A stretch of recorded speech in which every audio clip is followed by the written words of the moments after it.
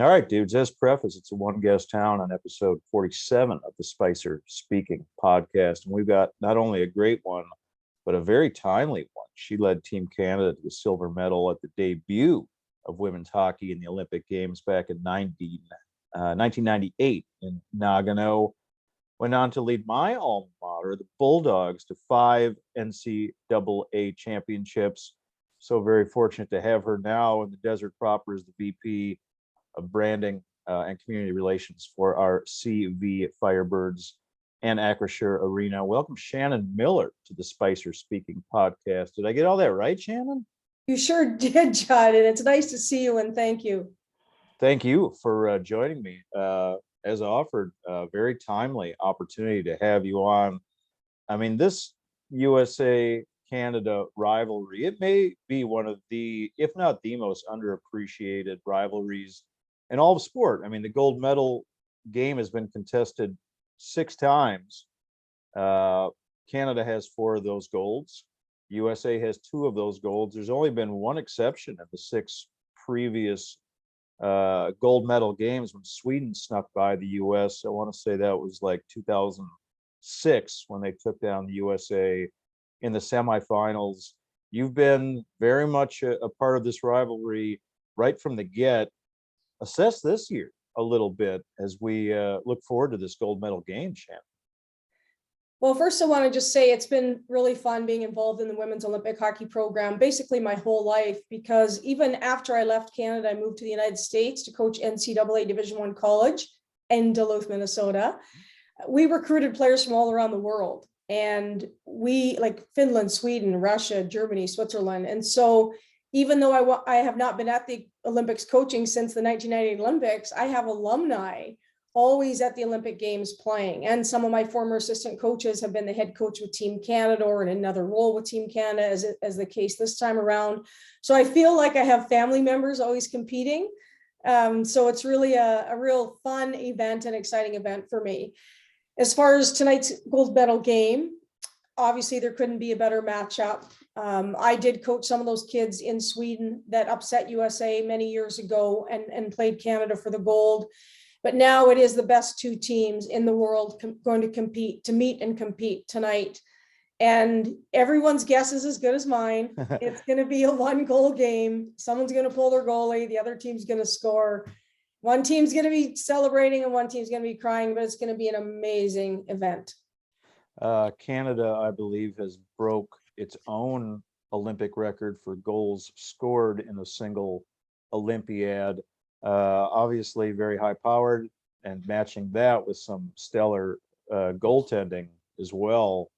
In your mind, Shannon, does that kind of make Canada the favorite? I would say going into this event tonight that Canada has to be seen as the favorite. And it's not just because Canada has won more gold medals in the past, because I can tell you that USA has won more world championships in Canada. So Canada maybe had lost 2 or 3 world championships in a row, and then all of a sudden Canada won the gold at the Olympics. But based on what's happening today and at this event, yes, Canada goes in as the favorite because of the scoring power they have, but also the goaltending they have. Desbiens is amazing, solid, very difficult to beat. But like you mentioned, Canada's just scoring and scoring and scoring at will. US is having a little bit of difficulty there. I mean, they're winning games, but they don't have the scoring powerhouse that Canada has at this event right now. But the gold medal game is a whole different animal. A lot of pressure. Everything changes. And of course, the 2 teams already faced off in these Olympics in the group rounds, with Canada winning that game. Same kind of scheduling happened back in 1998. And in watching, NBC did a really interesting piece on the debut of Women's Olympics and talking about USA and Canada. I mean, how much does it mean to the 2 teams to have already faced one another in these Olympics as kind of a little preamble to the gold medal game? Yeah, it was a warm up. You know, it's a little warm up for both of them to feel each other out a little bit and just kind of relax into getting ready for the gold medal game. That round robin game, it can be insignificant or it can be significant, and it's different from Olympics to Olympics. So I think that was a little bit of a warm up for both teams. And I think tonight you're just going to see an unbelievable fury unleashed from both sides. And I think you'll see the best game USA has played to date. They'll show up tonight, and I think they'll be much better than they have been. You have a dual citizenship, is that right, Shannon? I do. So where do your affiliations lie? You know, I was born and raised in Canada, and I was with Team Canada for 7 years. So obviously that's like my family to me, extended family. But it does make it difficult because I have, you know, friends playing on both teams. I have friends involved with both teams. But I have to be honest, I am having my family over tonight, and my family's from Canada. They're here visiting, and they're staying at other places, but we're all coming together at our home, and we're going to be cheering for Canada together. But to be, I mean, honest, yeah, I'll be cheering for just a great event for women's hockey to showcase itself very, very well. And it really is the showcase. I mean, with no NHL players on the men's side in this Olympics, I mean, in my mind, it has put women's hockey more so on center stage. Is that how you see it for this Olympics? Yeah, Judd, there's no question that you're correct on that. We are on center stage, and the great news is they've earned it, they deserve it, and they will be awesome. And yeah, a little bit of it is because of the NHL players aren't there. Maybe a lot of it is, but the women have been preparing for this moment for a long time, and they're ready. Does it surprise you, Shannon, that again, for the 6 previous gold medal games, save for that one exception when Sweden got through, that it has been the same 2 teams? I mean, now nearing a quarter century of women's hockey in the Olympics. Finland has been pretty strong. We mentioned Sweden, some of these other countries this year that played Team USA strong. I think Czechoslovakia may have been one of them. Does it surprise you that none of these Scandinavian teams or kind of Eastern Bloc teams have broken through USA or Canada for dominance yet? No, actually, Judd, it doesn't. And the only reason it hasn't happened is because they just don't, those countries don't put the resources into women's hockey. Canada does, USA does. And so they've continued to get better and better and pull away from the other teams. And it's at no fault of the players, the female players in those countries. They work just as hard as the Canadian US national team players. They make a massive commitment for their country, but the resources are not there. And so that's why Canada US just continue to dominate. For you, Shannon, having had the unique experience of being in the midst of both cauldrons, a gold medal game and several NCAA Division I championship games, what was the difference between the two? Which one felt more pressurized for you from the bench?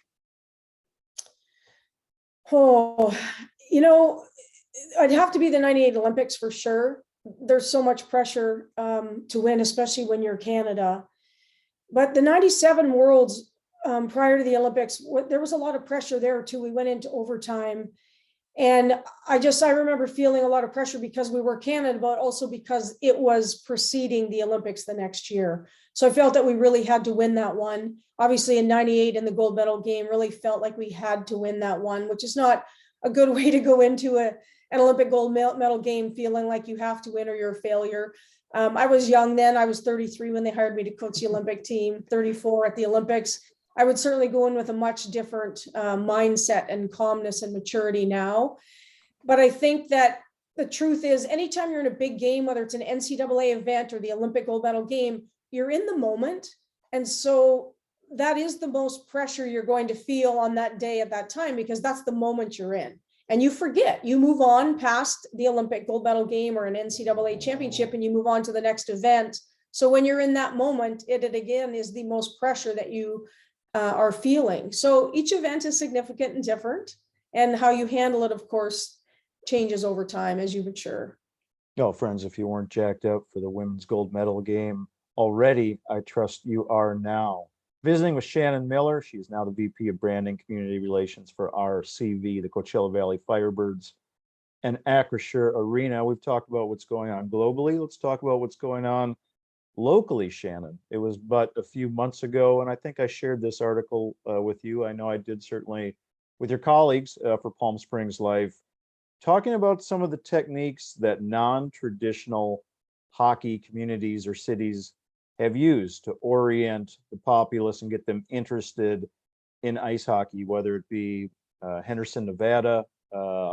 I can't remember which city is it Tempe, Arizona, wherever I think that's the Roadrunners, that AHL community, talking about what LA has done with the Kings and with what's happened with their AHL team, the Reign. This has been going on for decades. Some of these techniques have been really successful. What the Firebirds are already doing, and I want people to really know about this. You guys have done a great job on your social media, certainly letting people know about some of these community programs. And we're still, what, 8-9 months away from the puck being dropped here in the desert. But you are already hard at work with some of these community programs. First question on this, broadly speaking, let the listeners know what you've been up to. Sure. Thank you for that, Judd. So we are taking a little bit of a different approach because we're very fortunate to live in California and the weather is nice pretty much, 363 days out of the year. So we want to take advantage of that and grow the Firebird hockey family before the rink is even built, before the ice is ready. So we decided, let's start a street hockey initiative. So street hockey in Canada or Minnesota or the cold climates, and we're used to this, you can play out on the street. And it's awesome because when a car comes, all you do is yell, car, everybody laughs, you pull the nets to the side, the car goes through and you drag the nets back out and you keep playing, you don't miss a beat, okay?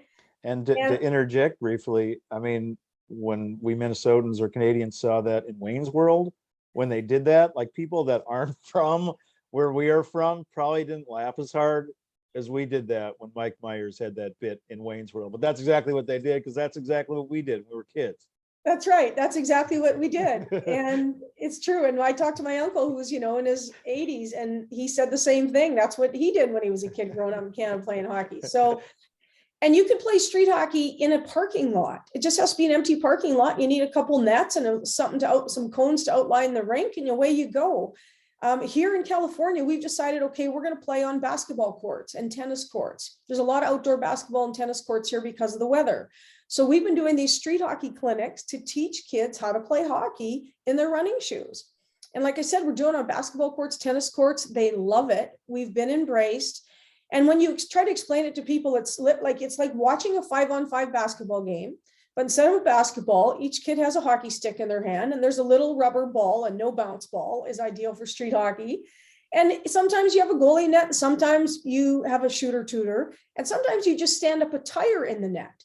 I mean, when you're from Minnesota or Canada and you've played a lot of hockey indoors and outdoors, you get creative. So you don't even have to have a hockey net to play the game. So we've introduced street hockey. That's our initiative. It's really caught on fire. And people have embraced it and really having trouble keeping up with the phone calls, the emails, and doing the clinics. It's fabulous. I should mention that these clinics are free. There's a lot of dates that are upcoming. I don't want to, throw out all these different dates for listeners, but when you go to certainly the social media accounts for Coachella Valley Firebirds, and I believe on the Coachella Valley Firebirds website, cvfirebirds.com, there's the newsletter, and you can get information on these clinics. And you have done these for a little while now, and not just at a single location. I believe here in Palm Desert, California at the Y, those may be upcoming. I believe you've also done them in Coachella as well, correct? Yeah, that's right, Judd. So we've done them several in Coachella at different locations, and some circle back and do the same location, but different age groups. And we've done the YMCA, and we're doing boys and girls clubs throughout the valley. We're now in Desert Sands Unified School District. We're in Palm Springs Unified School District. We're in Desert Sands. Did I say Desert Sands already? I don't know. Unified School District. They want us to come in and teach our phys ed teachers and have the phys ed teachers turn around and get the kids playing street hockey in their phys ed classes. So it's been really well received. It's become popular. And Judd, I just want to say something that the adults, the parents have come up to us at the end of clinics and say, when are the adult clinics going to happen? When are we going to have leagues for the kids? And when are we going to have leagues for the adults? And so we are going to initiate that probably by April 1st, leagues for kids, leagues for adults, as well as maybe a huge tournament in May for kids and adults. Give them something to work towards for a competition at the end of it all before it gets too hot. But we're lucky that we get to play street hockey outside in California. You mentioned Phy Ed teachers from one of the school districts, and that is one of the social media posts that I saw. And I thought, what a terrific idea. Not only are you reaching out to the kids, their parents and their families, but by going through the schools, is the plan there to have those implemented as part of their yearly Phi-Ed programs? Yes, it is. And Desert Sands has already done that. We did a clinic with their elementary school teachers, and some of them ordered the equipment right away and started teaching street hockey in their classes. Okay. And then what we offer is two things: that we will circle back and help them as soon as they say, hey, I've run 3 or 4 sessions with all my phys ed classes. Will you guys come back and help with some more progressions, inject some enthusiasm? I can learn from you and keep this going. But the other thing is, we just built a 78-page lesson curriculum for them, a drill book, so to speak. Really? And it outlines the difference between ice hockey and street hockey, what it looks like with equipment, what it looks like for the actual court or the ice, as well as just basic rules. And then we give them 7 lesson plans, minute by minute, that they can turn around and teach with their kids. So it's real easy and simple. The phys ed teachers are learning by reading the lesson plan, getting equipment ready and presenting it. They take the kids through it, then lesson number 2, lesson 3. So we've given them, we're going to give them 7. It's going to print right now. And then at the end of the book is another 20 or 30 drills, from the most simple basic drills for maybe elementary school up to maybe an elite high school program where the kids already play, or some of them play ice hockey already. And so it's going to be a really great coaching tool for them. And like I said, it's in digital format right now, but it is going to print as we speak. Did you assist, I gather, in putting together this literature? I did. I take great pride in this project. I took what Seattle had done. They gave me their digital footprint, and I wanted to make it much more extensive, with minute by minute lesson plans, more drills, more progressions and things like that. So I'm grateful that we had their footprint to begin with, but we really extended that and we've made it our own. And it's going to be an incredible tool for all these after school program leaders, phys ed teachers, and anyone that wants to teach street hockey. I mean, I got to think, Shannon, that, and this is just a guess, correct me if I'm wrong, that 95% of these kids have never held a hockey stick in their hand before. Yeah, you're correct. You're probably right. It's probably about 95%. The very first thing we do is find out if they're right or left-handed, and we spend a few minutes figuring out which way they shoot and how they should hold a stick. And we teach them the 3-point hockey stance, which everybody knows that has played hockey. And that's the foundation. And we just build from there, slow and gentle, and they love it. For you personally, does it kind of feel like you're back in the coaching realm again when you do these clinics? It does. It really does. Obviously, it's really basic things that we're teaching, but the fundamentals are so important for the future of the game and the future of these kids. And it's kind of neat because I get to tell them that I've coached at the Olympics, and that really means a lot to the parents, that they have a former Olympic coach standing in front of their children, teaching them hockey. And it means a lot to the kids, because I remember when I was 12 and I met a female Olympian, and I then decided I was going to the Olympics, and I went home and made a poster, and I colored it and put up the gold medal, and I did all that stuff. And it was, it hung in my bedroom for many years. And if I can help inspire these kids, male and female, the same that they're doing when they sit there and watch TV, if everybody can just give that one drop of water, it can make such a big difference. It's like planting a seed. A couple more for you today, Shannon. Obviously, there's a lot of exciting things going on in our community with the Firebirds right now, all the things that you mentioned. But for you personally, do you miss coaching? Is that something that you think you would ever return to after doing it for so long and having so much success? I would love to coach again. I would love to coach at a high level. I'm really driven by excellence. I always have been. When I was an athlete, I was driven by excellence. And at a young age, at about 24, when I started coaching, I was always about excellence. And so I would love to coach again, but I do want to coach at a very high level. If that opportunity presents itself, I would be interested. I'm better with elite athletes that want to win gold medals or NCAA championships. That's my strength, my forte. And if that presents itself again, I would certainly look at it. And I'm quite confident that Oakview Group and Firebird Hockey would support me in that. Well, as far as a low-level coaching opportunity, I just want to present this to you. Obviously, part of Acrisure Arena is the accompanying community rink. And I've told my girlfriend that, I have not played competitive hockey since I think I quit when I was 15. I was too slow. Once, that's when kids start getting real fast, and I was too slow, Shannon. And I don't have the obvious musculature that I have now. So I was, it was not a great combination. But I told my girlfriend, you know what? Ah, what a great way to get in shape. Maybe I should join a men's league when the community rink opens and start skating again. If so, again, low level opportunity for you. Maybe you'll be my, I don't want to say personal coach, but you can give me some pointers for getting back on the rink. I'd be happy to do that, Judd. Coaching's coaching, right? I'm going to need to get my hands on that manual and kind of reorient myself with how to play hockey. You would love it. It would really help. It'll help everybody. I'd love to be your personal coach. I'm going to hold you to that. Okay. Friends, Shannon Miller, so appreciative of your time again, VP of Branding and Community Relations for the Firebirds in Acrisure Arena. Got us all jacked up for tonight's gold medal game, Team USA versus Team Canada. Again, there's been 6 gold medals handed out in women's hockey. Canada has 4. Defending champion US has 2 of those.